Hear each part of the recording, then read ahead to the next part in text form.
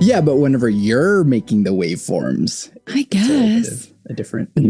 I'll just imagine it's someone else. Sure. Okay, well, hello. I don't know if I should do the normal intro, but yeah, hello and again, welcome to Bit Depth. I'm Santiago Ramones. Across from me is Stefani Heller. You've been on here a long time ago. Yes. If people want to go back and listen to that, you can listen to much younger versions of us. Yeah, it was actually the first podcast interview I'd ever done. Yeah. How many have you done since? Only like 6.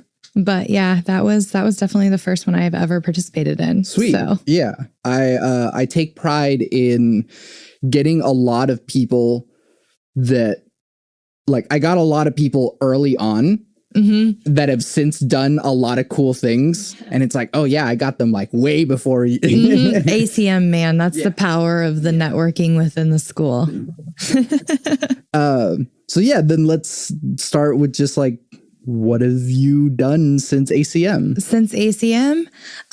So I think I was on here before we did the Slay the Stage Music Fest, my last semester. And that's kind of when I started the Women in the Studio concept. And that was originally just an organization at ACM that was just the girls in the school and everyone just kind of getting to know each other. Girls only club. It was kind of cool at the time. And we ended up throwing a festival.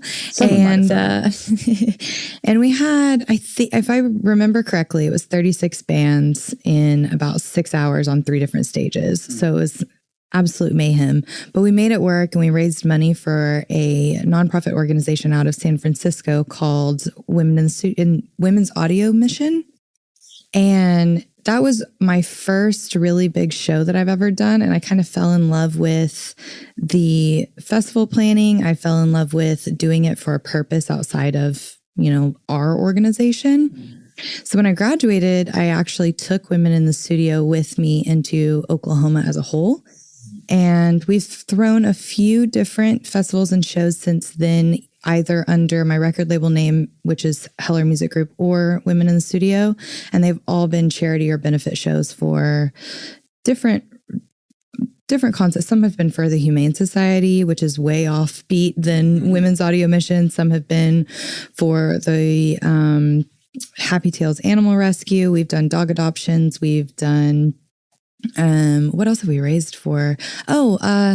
Original Flow has been signed to me for management for years. And his mom actually came down with cancer and we did a benefit show to help with their medical bills and funeral. And we actually ended up covering quite a large chunk of it from that festival. So I've just kind of fallen in love with that element of the music industry and how cool Oklahoma comes together for stuff like that. So this next showcase that I have coming up is actually going to benefit the girls' rock and roll camp of Oklahoma City, which I had not heard of, but it's amazing. It's just a bunch of little rock and rollers and they make bands and it's awesome. It's really cool. I wish I had known about it when I was a kid. Right. So I've done stuff like that. I started working at Castle Row Studios as an engineer for hip hop, which is, if you would have asked me this last time on your podcast, I would not have been able to answer that at all ever in a million years. And then I've traveled with different artists on tour. I've been with Z in Vegas and in Miami. I've been with Original Flow to Tennessee. Rosalind and I have gone out to LA. So I've actually gotten to tour. I've gotten to engineer. I've gotten to kind of live every aspect you can think of the music industry since graduation. And I'm incredibly grateful for that. Yeah.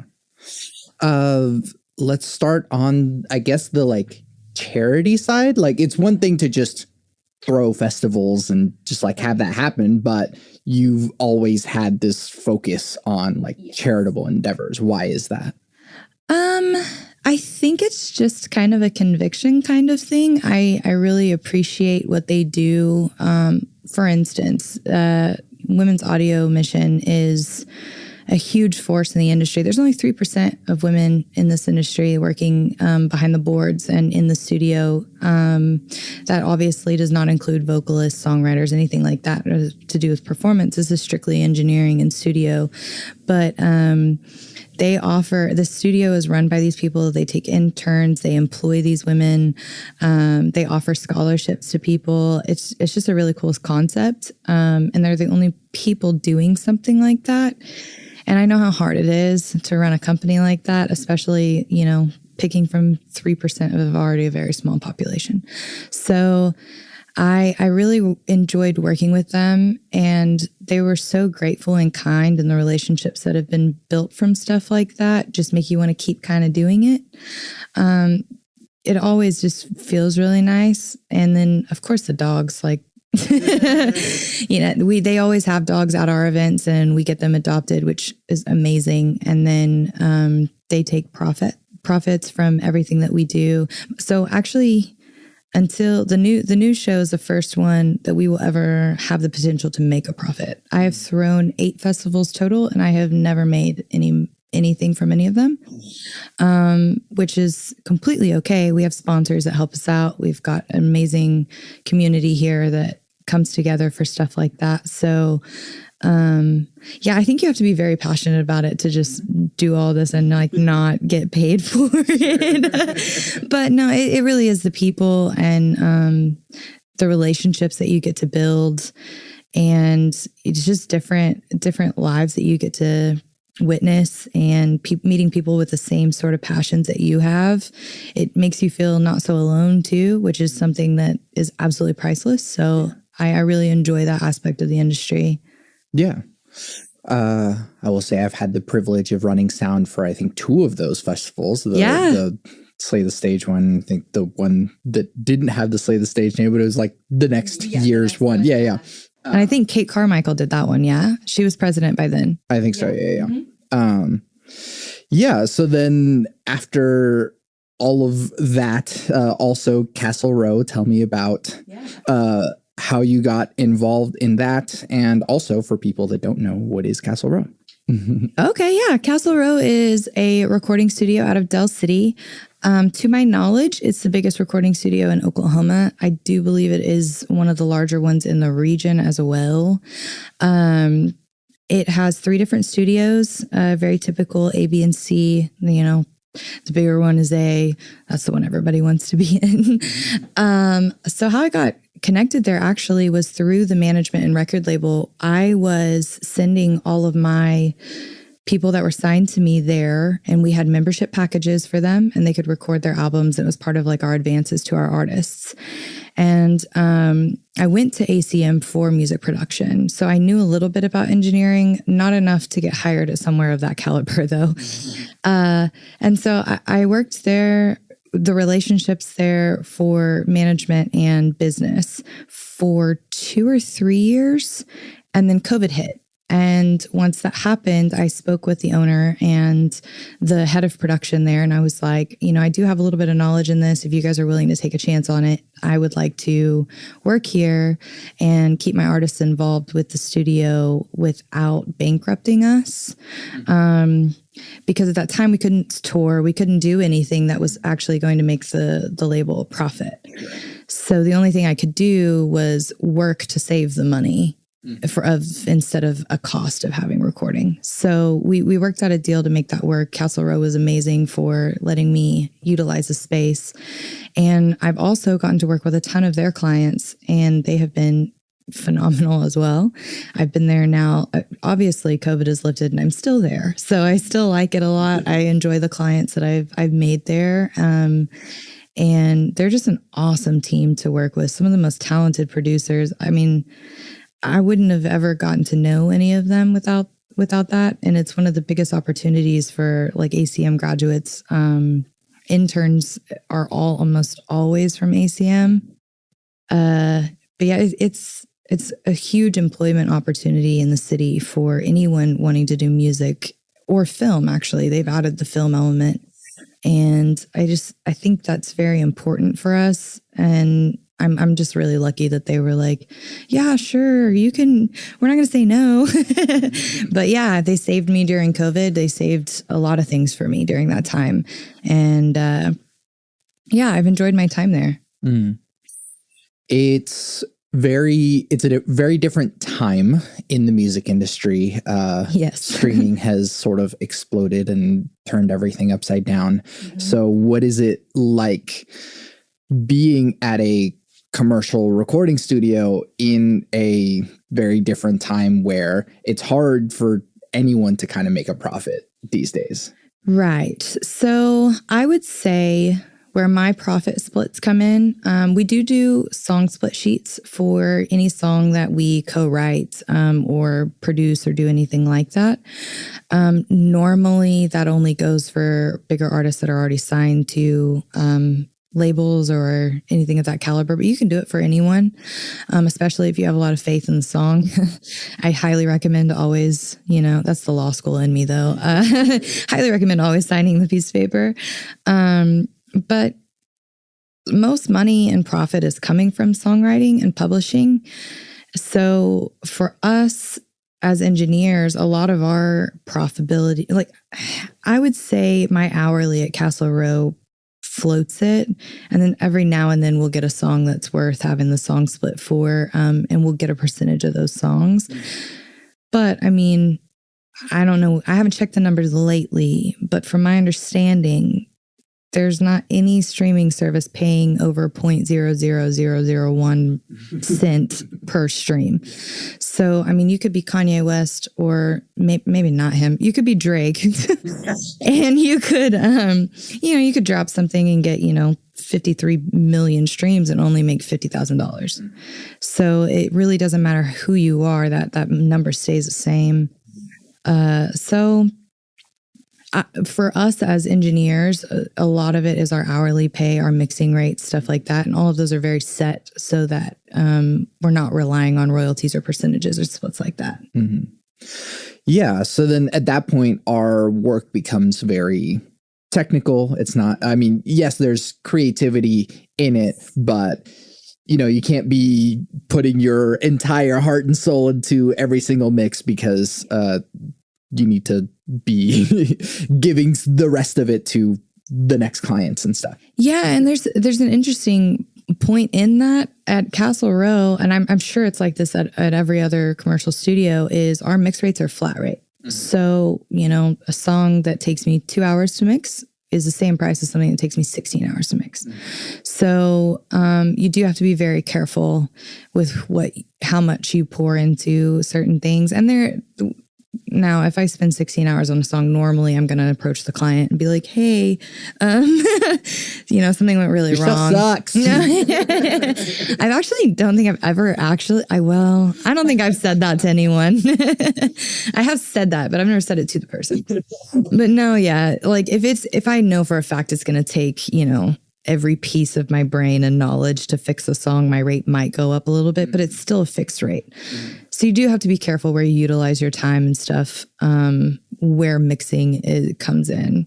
Because, recording and being an engineer and stuff like that on the boards, that's hourly. So we can go as long as you want to. Mixes are not hourly. So it very much depends. Yeah. And then since you are specifically on hip hop, engineering for that is very different. Mixing for that is very different. I'm sure the amount of people at Castle Row doing specific genres probably varies. I imagine hip hop is probably the most. I'd say 75 to 80% of our clientele. Yeah. Which is actually why I'm in hip hop. Mm-hmm. I always wanted to do alternative rock and roll and pop. Mm-hmm. And that's just not where the market is. Mm-hmm. But yeah, it's vastly different to work with, so like Roz, for instance, being her engineer is fantastic because I can, set up a guitar. I can set up, like, we get to actually be an engineer and a producer and all of those things. And then hip hop comes in and they're like, can you convert this YouTube beat and not get a virus on the computer? And then can we just like lay vocals over it? And it takes, 10 minutes. So there's a lot less work with something like that, as far as, I don't have to mix a drum track, a guitar track, or, there's not 50 things in a session. But I do kind of miss that sometimes. Sure. Yeah, I do miss it a lot. That was the fun part, because then you do get to be creative. Right. Yeah, and that's the other flip side of the industry is that like while for you as an engineer, you would love to have bands come in or have a bunch of creative projects coming in, but that stuff is expensive. It is. It is a very, and it's you know, you need like a 10-hour session to do one song. I had a hip hop. You're doing it all at once. Yeah, absolutely. And I've had a hip hop artist come in with a 2-hour session and he knocked out 10 tracks, like a whole album in 2 hours. It's crazy different than live instrumentation, but I do miss the subtle imperfections of live instruments and things like that. I think listeners do too. That's the feedback that I get anyways. So yeah, I get really jealous that we have Luke is our lead engineer for like bands and bigger things like that. And I always am accidentally walking in his sessions and just hanging out for way too long. I'm lucky he lets me. Yeah, but I mean, the reason is that like one, hip hop is like the most popular genre right now. Absolutely. Yeah, it is. And then, I mean, so people aren't streaming or paying for going to as many rock or pop shows, especially not in Oklahoma. Correct. Yeah. And so, yeah, so someone like me doing alternative rock / pop type stuff, I'm doing all this stuff myself. One, because I know how to do it. Right. But save that money. Yes, exactly. I don't have to go into a studio as often or really ever because I actually have a session on Wednesday because I'm tracking drums. This is the only thing that I can't really do myself. I have drums. I'm not a real drummer. Ethan Neal is a great drummer.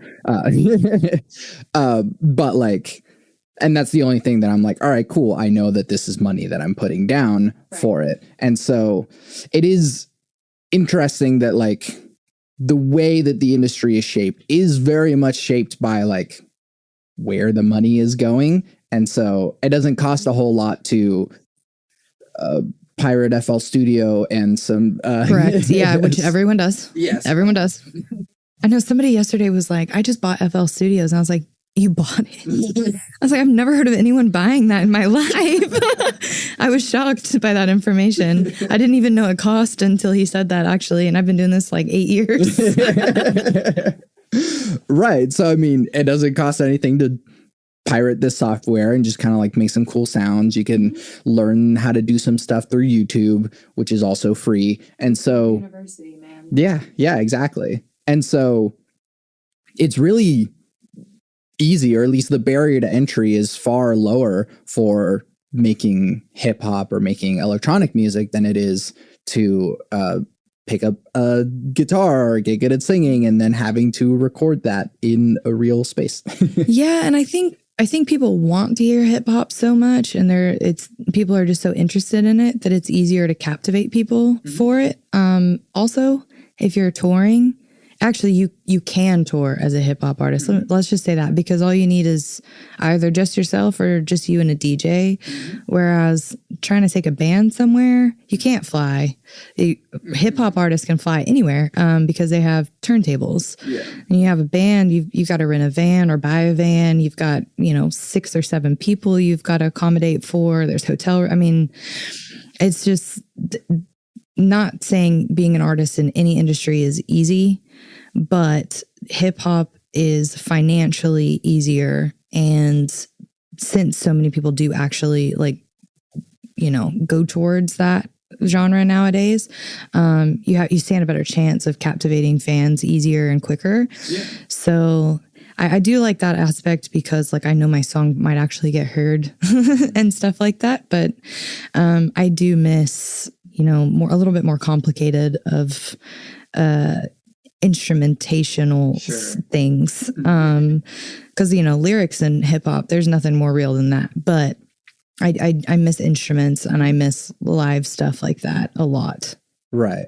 Well, I mean, every once in a while you get artist who is willing to collaborate with real musicians. I mean, Flo. Yeah, Original Flo definitely does. And he's like a poet too. And recently we did a comedy show. So he's just kind of everywhere. But he's just a multi-talented human being. And he can I think he's a chameleon. He could be anything you needed him to be, without, not being him. He's always himself, which I think is so cool that he can be anything and still be him. Yeah. That's one of my favorite things ever about him. But like, it is interesting to think about, and I'm just thinking of this, is that hip hop kind of started because it was cheap. Like, people didn't have like block parties with live bands because instruments are expensive. And like, so if people have their turntables, like you can get some good records. And like, if you just learn how to go back and forth with these break beats and then have people rapping over it, like it's fairly affordable and you can get a crowd going really easily. Absolutely. Yeah. The instrumentation part of hip hop was definitely originated around all of that. Did you watch the Grammys last night? I did not. I accidentally did. I walked in on it and I was like, oh, okay. And they had, so I guess it's the 50th anniversary of hip hop. So they had a collaboration of old and new generation. And it was one of the coolest collaborations I've ever seen. And they were using on stage some of the original DJ equipment that they had come out with back, 80s, 90s. And I was just like, my mom kind of wished I wasn't there. Because I was just like, Mom, that's it. And she was like, I can't even hear them. So they were, if you ever want to see any of that original stuff, they had it last night and it was awesome. Yeah. It was really cool. Yeah. I mean, I didn't watch the Grammys because I also kind of don't care. Yeah, that makes sense. Well, yeah, it's weird that, I mean, I guess Patrick Conlon of who we know through ACM, he got a Grammy secondhand through on a record that they worked on. So did Harold LaRue. He mastered something that got nominated, if not won, but he posted about that yesterday too. ACM, man. Yeah. We know some of the coolest people. Yeah. But like, I did... I think it was this morning. I was like, oh yeah, the Grammys happened. Let me see what won. Yeah. And I was like, It's all Harry Styles. Yeah, and I was like disappointed, because it's like, what resonates with like the Academy versus what resonates with like people and what like people consider to be like artistic merit and stuff. And it's like, I'm glad that Beyonce got as many Grammys as she did, but wasn't it also the best one? Yeah, she actually, I think, broke the record last night for most Grammys. Yes. Her and her husband, Jay-Z, they are tied for an equal amount of nominations. She's just won more. It goes back to the whole girls in the industry thing. I don't know. Yes. Sure, we could actually talk more about that. And also hip hop and you being a girl engineer in the studio. Hip hop is notably very misogynistic. Oh yeah. And I'm white. So that's cool. Yeah. It's no, I will say, I've had several sessions with anything and everything. It's not all hip hop that I get to do. It's just a lot of it. And I will say they're the nicest, most respectful men that I've gotten to work with. And the women too, actually. I've had a few female rappers come in, and that's actually why I stay in it, is because they are so nice to me, which is not what you would expect at all. The misogynistic part that I have experienced is not from the rappers. It's from older producers. It's from, going into being a guest in a studio in Miami or LA or something like that. And they'll think that I'm like a groupie that walked in, and I'm like, nope, I'm here to help on the boards. And then, they bring in a different engineer and try to like second chair. It's a lot of fun. I actually got fired twice at Castle Row by someone who can't fire me just because he did not appreciate my female yeah, that was a lot of fun. There's some things that you face, and that person was absolutely an older white man. So it's it's not from who the average person looking in would think it's from. Again, I mean, so there's been some rappers that are super flirty, but I am very quick with banter and sarcasm and can easily navigate my way out of that situation. But the actual hatefulness and like the mistreatment, and not necessarily mistreatment. I mean, I've never been like in any very serious situations, bless, but definitely coming from older white men in the industry that have some sort of position of power that believe that they can talk to me a certain way or have an influence over my career.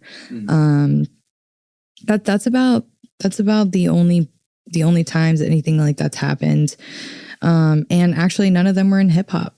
So yeah, it's not what you would expect at all. A lot of people ask me this question. Yeah. And you know, I think the funniest thing to me is one time I had a person come in who didn't even go home. He was coming from jail.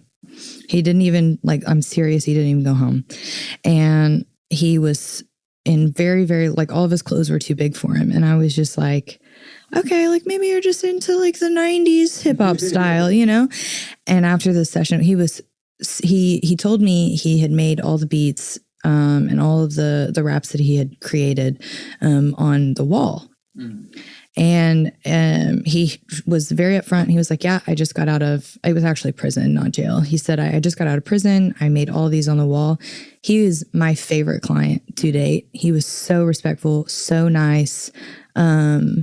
And we got to talking about a lot of different things because I work at the public defender's office. So I actually knew his attorney, and he was just one of the kindest people ever. And, you know, just most people just don't even really think that, I don't know, the music is aggressive, so they believe the people are aggressive, but they just have a story to tell. That's it. We're aggressive in the music so that we don't. Yeah. So that we're not aggressive everywhere else. It's an outlet for everyone. People just express their emotions differently. So everyone's story is different and everyone's emotions are different and they're all valid. So. Yeah. One thing I wanted to say is that, like, it is notable how, you know, you were saying that the people who were the worst to you are older white men in the industry. And so, like, the way that the conversation is going, it's like, yeah, the people who have experienced more prejudice and more systemic oppression are the ones who are less willing to perpetuate it. But then, yeah, as the conversation has gotten so wide and everyone is being more inclusive, the old white men are trying to find their last stitch efforts of, like, holding their own, whatever it is that they're trying to hold on to. Yeah. And I think I don't feel pity for a lot of things, but probably not for them either. But if I did, it would be, you know, I think everyone's just trying to navigate how everything is supposed to go. And not everyone handles it correctly. There's things that I don't handle properly either, but I don't hurt people in the process. So I do hope that as we figure out this new world and put things right and do things better in the future, that we can stop taking, I mean, old white men can stop taking it personal because, or maybe they should, I don't know. Actually, I don't know, you know, just but not be so mean about it, because that rage is what is the issue in the first place. So yeah, the world's never been against them in their entire lives. So I think they're just uncomfortable, and that's nah. Well, I mean, and the thing is that, like, while the narrative seems to be like, oh, the world is now against old white men, it's more that, like, we're just going elsewhere with our business, and it's like, hey, there's other alternative people to go to that we want to give the opportunities to that haven't gotten the opportunity to. Exactly. And so they're not even, like, being oppressed, they're just being obsolete, equalized. Yeah. And that's see, so, like, you know, they're not no one's against, or maybe they are, I don't know, but I would say they're not, they're not like, no one's like oppressing or like going against them. It's just that other people are just no longer against everyone else that they've been against. So they're feeling lonely, poor guys. So yeah, that's, you know, and it's just, we're just in a really big change. And I think it's great that people are uncomfortable. I just wish people weren't so angry, such as only the white men is what I'm talking about. Yeah. I do try to practice radical empathy, and I understand that it can be scary to look at a world that doesn't need you anymore, but maybe you should also look at yourself and see why you're not needed anymore. Right. What's your value? Yeah. Law. There's a whole thing that we also haven't gotten to talk about, which, like, yeah, also amongst the post-ACM stuff. Oh, yeah, I did go to law school. Friggin' law school. I did go to law school. Yeah, I went to OCU Law for a year and a half. And what prompted that was the record label. I had a wonderful attorney named Jeff on retainer, which, by the way, is the most expensive thing you can probably do to read and write contracts for us and, you know, delegate all of our business deals. And so I applied for law school, and his comment was, you know, I've never had a client go to law school to fire me. And I felt really bad. And I was like, I still love you, Jeff. And he should have more clients fire him and go to law school. I know. Yeah. And law school is very, very tough. I'm glad I got out when I did. But yeah, I went through contracts, and I went through several classes, but contracts was mainly why I was there. And I got third in my class in the subject. And now I read and write my own contracts. I help people do the same thing. I am not a licensed attorney, so I cannot technically give legal advice, but I can say, hey, I wouldn't sign this if it was me. Yeah. And I can also tell them why I wouldn't. So being able to translate a contract is a huge strength of mine that I didn't realize was going to be so valuable until I got it. Yeah. Because contracts are normally not very friendly to artists, and that's the only person that I'm trying to help. Yeah. So what do contracts look like nowadays? Locally or for big... Whatever you're seeing, I guess. I see a lot of local contracts, and it looks like they got them off Rocket Lawyer. So they're very general, very ambiguous is a word that I would use. I think there's a lot of room for a negotiation on artists' end.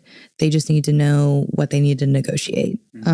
But contracts are written in a way that the average person are not supposed to understand them. So it helps to have someone who is familiar with that Latin or whatever they're trying to tell you, and just say, yeah, this is a very standard contract. But because of that, you can say, hey, I know this is very standard. Let's add this clause. Let's change this. Like, I looked at a booking agency contract recently for a friend of ours from ACM, and the clause in it basically gave them, the booking agency is out of Dallas. So it said if there was any legal, you know, contradiction or anything that came about, jurisdiction would be in Dallas. And I told her, I said, I think that you should argue that jurisdiction should be in Oklahoma and Dallas because you live in Oklahoma, or not Texas at all because you live in Oklahoma. The contract is for you. They obviously want to sign you. You need that ball to be in your court because you're not familiar with Texas law. And also, if they do sue you, you would have to go to Dallas every time you have court, all these things like that. And she didn't even think about that. I mean, who would? No, the average person wouldn't. So I'm like, that's the only thing about it that I would negotiate. And she ended up, you know, I believe getting that negotiation done, and it worked out in her favor. Granted, she's never had any sort of legal issues, but if it does come about, she would have jurisdiction, which is important for artists, because if you sign a contract in LA and you live in Oklahoma, if you get in a lawsuit with them, that takes years, and you'd be in LA, you'd be flying in and out, wasting more money. Litigation is expensive. It's just, you got to pay attention to stuff like that. Yeah. What do record deals look like nowadays? Are there even record deals nowadays? There are. I own a record label, but my deals are almost identical to a management contract. And the reason for that is, even if you do a 50-50 split type of contract with an artist, which is the best deal for an artist, I'm still taking 50%. I would have to justify that. There's so many things that my label would have to do for that person. And if they're just performing locally and I'm only locally, there's absolutely no reason for that. Now an 80-20 split, if I'm covering your booking, if I'm covering your, tour management, if I'm on the road with you, if I'm handling your contracts and doing all that's justifiable. There's in no world that I can justify a 360. Yeah. There's just nothing. I understand that millions of dollars sounds really nice, but that is a loan. And I have school debt. I know what loans mean and I know what interest means. And stuff like that. I think that is obsolete. I think that there's no reason for a contract such like that, especially with everyone having the ability to push their own art. Social media has allowed us to curated playlists, social media, streaming services, all of that. There's just absolutely no reason for you to sign that major of a deal because you can do it on your own if the music is good enough. Mm-hmm. I do want to continue to point out that there is no money in streaming. Correct. Yeah, there is not. No. And I feel like a lot of people get fixated on this thing because that is kind of what people perceive as the end product. No. And yet, publishing is where it really is. In the music, so publishing, ticket sales. So that's actually where the industry, one of the biggest flips in the industry of all time was we used to sell tickets to sell albums because the money was in getting a hard copy. Now it's streaming to sell tickets. Right.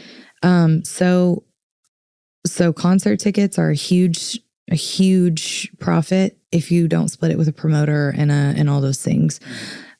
Merchandise normally is the only thing an artist gets to keep 100% of. Therefore, creating a brand for yourself is very important. And also creating merch that people actually want to buy. That's a design team. That's a marketing team. Which a lot of people that just want to make music know nothing about marketing. They know nothing about, t-shirts and things like that. They know that they need them. And they know that their friend can probably print it for them, and they know that there's ways, but if you're gonna pour money into something, it's got to be something that's gonna pour money back into you. And the only thing that an artist actually gets to keep 100% of is merch, publishing, and songwriting if they are the sole songwriter. Mm-hmm. So then, okay, let's start in publishing. We'll go to merch, and one of the things that I do is I do cue sheets for a company that don't think I'm at liberty to disclose.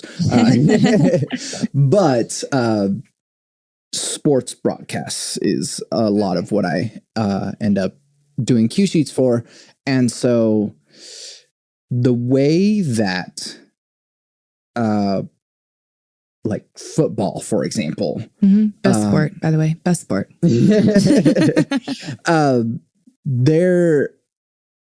There's not a library that they're choosing from, at least in football specifically. They can actually just pull from anywhere and just throw it on as a bumper to commercial. And because there's this legal thing that there's kind of a fair first time use sort of thing.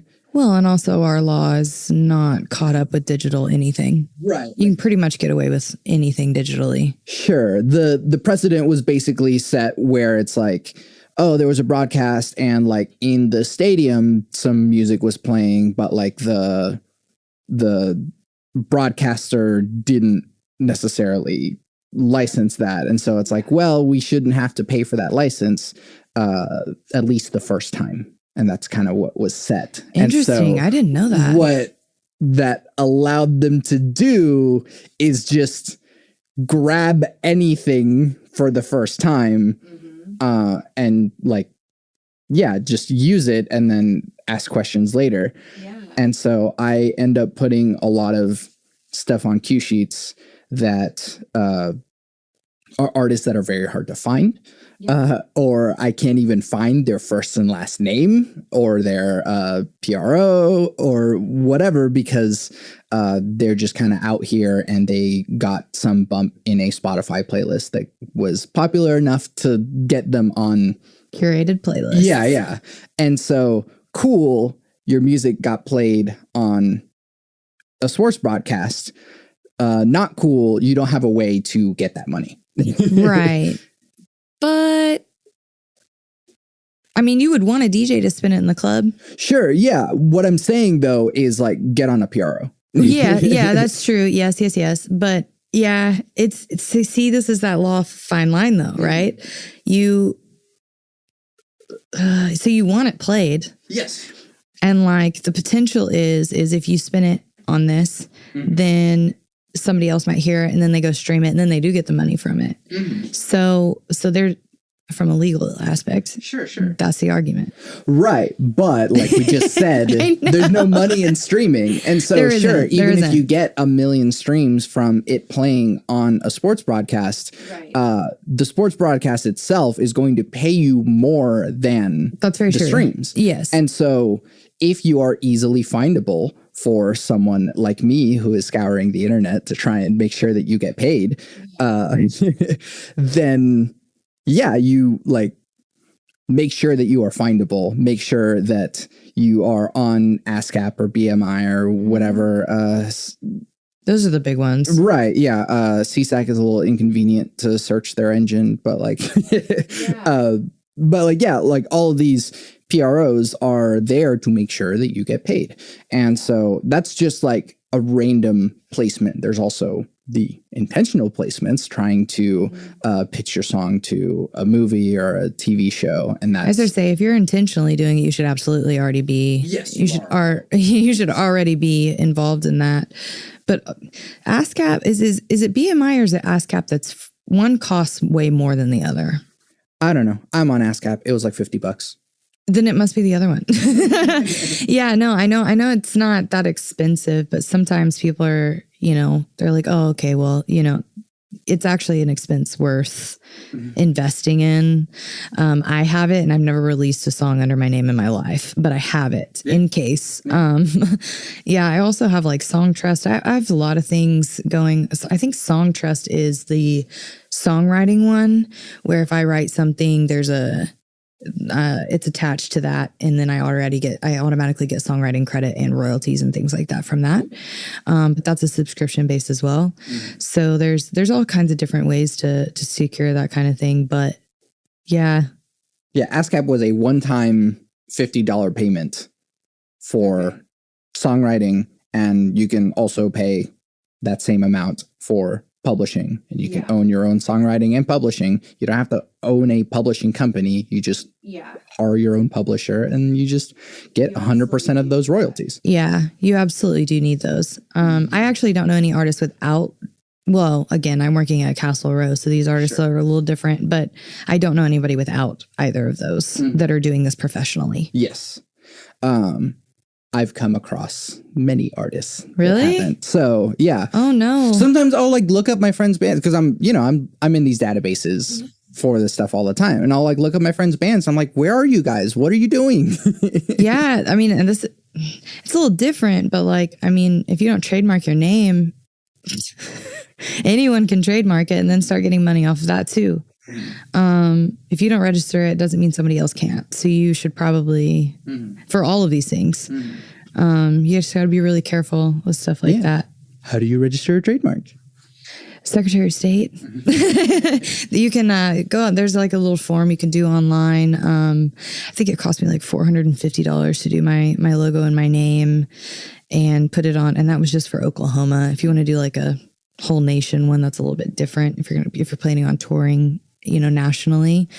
But yeah, it's not terribly expensive, but it is worth it because if you, like I said, if you don't and somebody else does, you would then have to buy it from them and they can charge you whatever they want. Right. So I had a friend who started a company here, and they had a conversation in a coffee shop locally, loudly, about a concept they were coming up with. Somebody overheard it.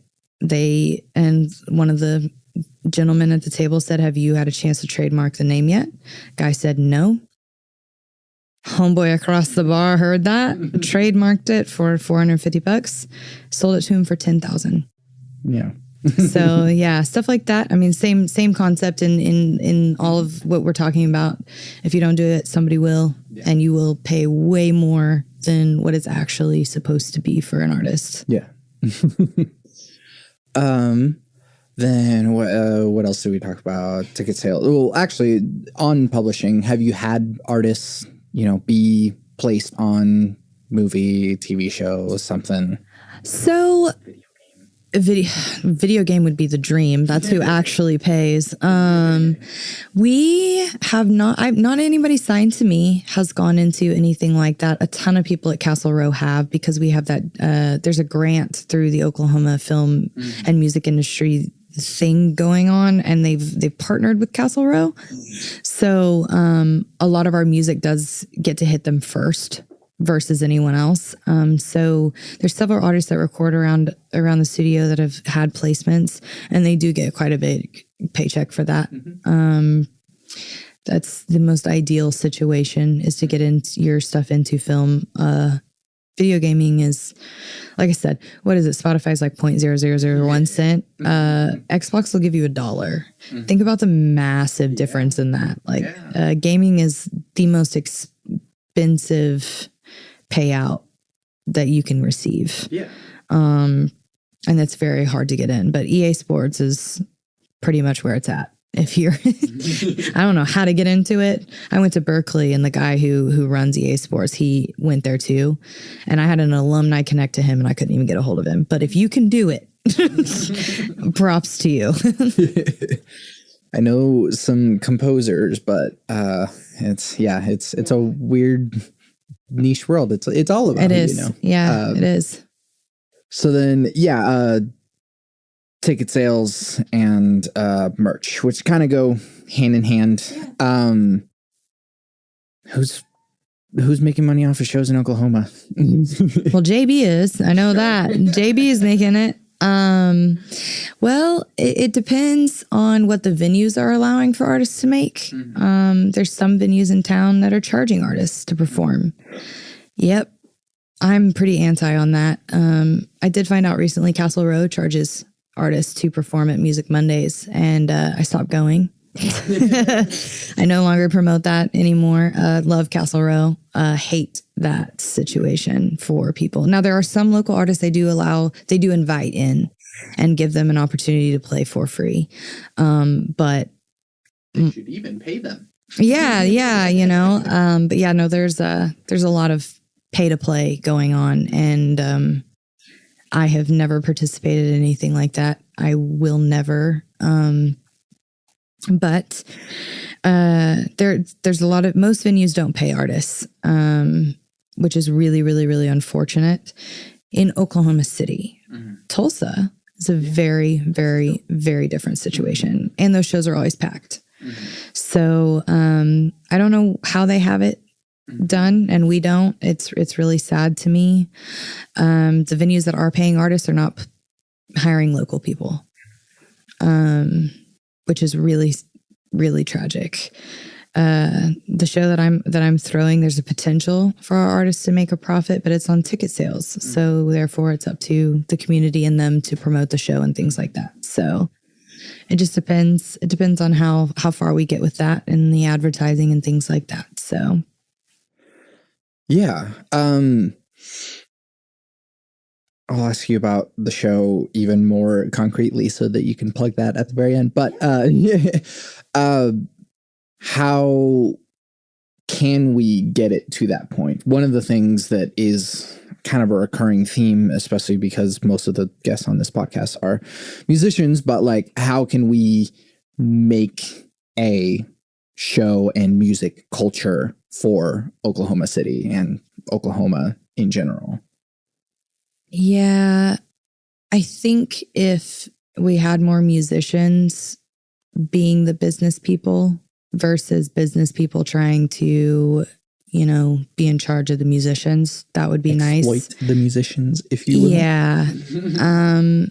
I think that and this goes back to something I said earlier, is, you know, being a musician means that you're a musician. You don't always know the business part. I was a musician for years before I got into business. So I just happened to be both of those things. But I'm not normal, and I know that. I think Adam Aguilar is a fantastic human being, and I think that he does both.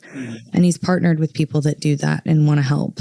But him being a partner like at VZDs or owning VZDs, that right there ensures that the artists are being taken care of. But unless the artist is equivalent to the businessman, they're never going to get paid. So I think more artists knowing business and taking time to study business and be able to protect themselves in that kind of environment, then we can start having conversations that they start getting paid, and venue owners maybe having a little more empathy would be nice. I think that's a very big thing that's lacking. But also, you know, I went to culinary school a long time ago, and I was a chef, and I know how hard it is to run a restaurant and a bar and own. They're almost always scraping by. So when they throw a show, they need that profit. They need to break even. And a lot of the time, like for instance, you know, like there's only so many tickets, and then you break even, and then past that's a profit. They're doing well to break even. So there's a lot of different things happening. But, you know, if you bring in a lot of bodies to a show and you're selling out crowds, and, you know, VZDs holds what, like 200 people, maybe 150 people. Right. If you pack it, you should be paid. If you bring 12 people, they're not going to break even that night. So there's no way that, you know, they're probably lost money as well. So it's having a business mindset and understanding on both ends. But that's very hard to do, to get empathy and understanding from two worlds that do not understand each other. Yeah. Well, then the other part is that, like, it's this catch-22 of, like, how am I supposed to bring 200 people to a show if, like, I don't have a whole bunch of unprofitable shows behind me that, like, have built me enough momentum to bring 100 people, you know? So stuff that's free that can help that, talk to people, go out, meet people, network. I think that's the best thing that ever happened to me out of ACM, is that I met everyone that has made my career successful from that place. I think social media is absolutely free and is so easy to navigate. Algorithms, do a little research on algorithms and how that works. I can tell you there is absolutely statistics and analytics done on when's the best time to promote something. There's times a day that are appropriate for certain things. The statistics and things like that, that's already been done for you. That research has already been done. It's out there. Just Google it. Find a reliable source. One of the best sources that you can find information on this kind of stuff is Digital Music News. But yeah, there's all kinds of case studies and stuff that's been done on this, and it's already out there. Yeah. You just have to help yourself a little bit by doing research, taking the time, and that stuff is not fun. It sucks. Yeah. And it's not an easy language. I don't know what's going on with numbers, but I can tell you right now that if you post a post at 11 a.m. on Tuesday, it's going to be way better than you posting something at 11 a.m. on Saturday. Because that's just what it is. And there's multiple papers and articles that can confirm that if you look it up. Mm-hmm. But Stefani, I'm a musician and I hate social media and I hate myself. Oh my gosh. Oh my gosh. Well, unfortunately, in the digital age, social media is is just the way. And another super unfortunate is everyone cares about how aesthetically your page looks and things like that. I have resorted to comedy. So my page doesn't have to be aesthetically pleasing because I'm just funny or trying to be. So my whole pitch isn't to be like cute and influencing and all those things. It's just to be like sarcastically, there. That's my whole angle. You got to find an angle that works for you. What part of your personality do you love the most? Pick that and then show that to the world. And it doesn't have to all be beautiful. It just has to be you. Yeah.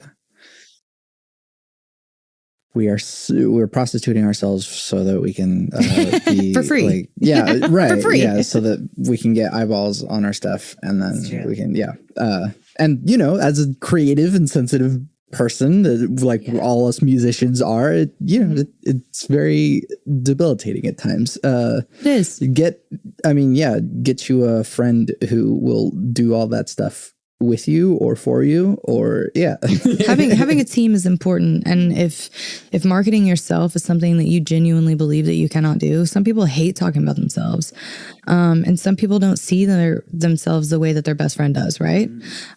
So have them write your captions, have them take the photo of you. I mean, my best friend is Rosalind. She takes the best photos of me, and it's just because she loves me. And, if I asked her to write me a bio, it'd be way nicer than anything that I would ever say about myself. So, it's just, that's a strength though. You made a friend that loves you and can see those things about you. That is all because of you. So also keep that in mind. Yeah. There's also ChatGPT, I guess. Yeah, that's true. That's very true. That's very true. So yeah, last, couple of things. What is the show that is happening? Where, when can people go see? What can they expect to see at it? And why would you do that? The show. Yeah. So I have been going to a few art gallery shows lately, which a lot of them are more underground, kind of invite only, very, very small, quaint little things. And I really didn't even know that scene was happening. I knew about like plaza walls and like huge murals going around. And I knew that the arts were being welcomed into the city, like with Scissortail Park and things like that. Those are massive projects. So I started kind of shaking hands with local painters and artists and muralists and things like that. And I asked them, I don't see the world in paint like they do. And I love it, but I can appreciate it, but I could never, ever begin to understand it. But I can love it. And so I told them, I was like, I'm really good at throwing, music shows. Is there any chance that you guys would want to come display your art at one of our shows? And they all said yes. And then I ended up going to a show at the Yale. And I saw the walls, the way it's a shotgun style building. Yeah. So there's like kind of cubbies and sconces, and it's really pretty. And it kind of looks like the Wizard of Oz curtains going on. It's just really, really, really cool. And I'm a sucker for Art Deco, and that's just like, it's gorgeous. It's so cool, and it's a historic building, and there's actually parking. It's so cool. And so I went in, and I was like, this would be the perfect place to do that, because those walls are elevated kind of in a balcony type way. So the people that would be enjoying the music wouldn't interfere with the gallery type if we chose to do it there. So I met the manager that night, and she loved the idea. And I got 4 local bands, Original Flow, of course, Rosalind, of course, which totally different genres, by the way. Rosalind is more of like rock and roll, singer-songwriter, she's amazing. Original Flow, poet, hip hop. And then you've got Serafina Bird, who is neo soul, and I think she has a lot of gospel background. She's just real, I don't know. She's a beautiful girl inside and out, and her voice reflects that, and so does her music. And then there's this new band that's been going around the city that is one of the coolest things I've seen in a very long time. And I was like, I have to have them. I didn't beg them to be on the show, but it was really close. I was like, hey guys. So they're 5 musicians. They all play every instrument. So every song they switch. different lead singer, different drummer, different. It's so cool, and we don't have anything like that. And they're called the Confused, which makes a lot of sense. And so I got all of them to be on the bill, which I am pumped about. And then I got to thinking about the charity element and how we could, incorporate something into the arts, or maybe, women. I didn't know what I was going to do at first. And then Toby Coleman, a friend of mine, reached out to me about maybe using Castle Row as a space for the Rock and Roll Camp for Girls, Oklahoma City. And although we didn't have enough space for them to use it because the camp has gotten so big, I was like, you know what? That would be a really cool thing to support and sponsor. So we have 2 painters coming in, and they are going to do live painting during the show. One is going to be a set of Air Force Ones. So it's not canvases, which is actually really cool. They're going to do a pair of Air Force Ones, and they're going to do a set of overhead headphones. Cool. And we're going to auction those off at the end of the night to benefit those girls, which I think it's going to be really cool. And then we'll have merch. There's like a photo booth in the lobby for everyone to take pictures. And there's going to be a cocktail bar upstairs if you do the VIP option. But there's like full bar and an art gallery and local music. I don't know. I just really wanted to display all the art that Oklahoma City has to offer in different cultures, different genres, just like a huge mashup. Because I think we get stuck in our little groups, and it's the same fans at different shows. And I wanted to give everyone an opportunity to cross over if they wanted to. And so far, it's been a really nice opportunity for that to happen. Most of the artists hadn't met each other, and now Roslyn and Sierra, I think, are best friends without me. So I think it's working a little too well. So, but yeah, no, it's been really cool. The feedback on it's been really nice, and it's been a really fun project. Awesome. When is it? Where is it? Oh yeah, that part's important. It's March 11th, and it's at the Yale Theater, and doors are at 6, but it's from 7 to 10. Yeah, heck yeah. I think this will be out with ample warning time to let people know that that's where and when it is. Yeah. And the link to the tickets is all over the Heller Music Group pages, my personal pages, and also the yaletheater.com. They've got it all up too as well for tickets. Yeah, check that out. And sure, I'll put a link in the description as well, because hopefully I will remember to actually put the link in the description, but it's at least here in the audio and you know where to look. That's funny. Yeah. And it's only $10 to come hang out. And I would love to meet more people. I feel like I am too stuck with the same crowds all the time. And I love meeting people in the industry. So I hope people introduce themselves, and I get to do another really cool show like this in the future with a whole different lineup. That would be the most ideal thing. Yeah. Heck yeah. Yeah. What else you got? What else I got? Yeah. Just plug your stuff. Plug my stuff. Like my social media, the thing that we just said we don't like to do. On social media, I am Heller51, but my name on there is Sirius, which is my producer name at Castle Row. And I guess the record label stuff is either Heller Music Group or Heller MG, depending on what platform you're on. And on Facebook, if you want to be super personal friends, it's Stefani Heller. So that's me. Awesome. Stefani, thank you so much for doing this with me. Yeah, thanks for having me back. I love this. Yeah, I love this too. And it's been too long. So I know. I think the last place I saw you was your wedding. Oh my gosh. Yeah. I know. I was thinking about that the other day. I was like, Rosalind, I've not seen him since he got married.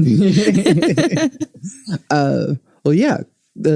Yeah, thank you. And so normally I have artists on this podcast, and I have their music play at the end of the thing. But what should I have play at the end of this thing? Ooh, I don't know. Play either Rosalind or Flo or both. Sure. They deserve it. Awesome. So you will find out what those songs are that I pick that I will rip from probably YouTube or something. Amazing. Yeah, do it. Streaming means nothing. Yes. Oh, actually, I just remembered that. So since I had you on, there is a question that I ask on the podcast that like I had added, which is cake or pie? Pie. Nice. Well, what's the pie that came to mind? Pie, lemon. Just because I really, really, really like lemons. I don't know. I don't like icing. That's such a terrible thing to say. I don't like icing. So cake is out for me, but lemon pie is in. Heck yeah. Stephanie, thank you for doing this with me. Thank you. I'm Santiago Ramones. Stefani Heller.